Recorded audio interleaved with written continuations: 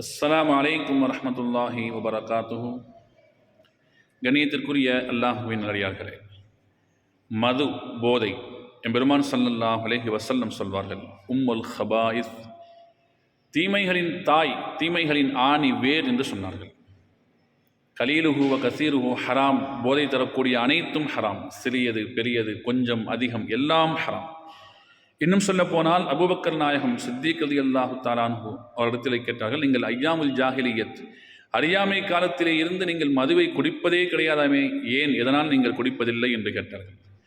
சொன்னார்கள் அபூபக்கர் நாயகம், மதுவை குடித்தவன் செய்யக்கூடிய கேவலமான காரியங்களை எல்லாம் நான் என் கண்களால் கண்டிருக்கிறேன் என்று சொன்னார்கள். என்ன செய்தான் தெரியுமா? தானே மலம் இருந்துவிட்டு அந்த மலத்தை அள்ளி முகத்திலே பூசிக்கொள்வான். அது மாத்திரமல்ல, தன் உடன் பிறந்த சகோதரியோடு விபச்சாரம் செய்தவனெல்லாம் உண்டு. அது மாத்திரமல்ல, தான் பெற்றெடுத்த தாயை, தன்னை பெற்றெடுத்த தாயை கூட விபச்சாரி என்று ஏசி பேசுபவன் உண்டு. இது மாதிரியான கேவலமான செயல்களை எல்லாம் பார்க்கும்போது நான் முடிவு செய்தேன், இதை குடிக்கவே கூடாது என்று முடிவு செய்தேன். அதனால் நான் குடிக்கவில்லை.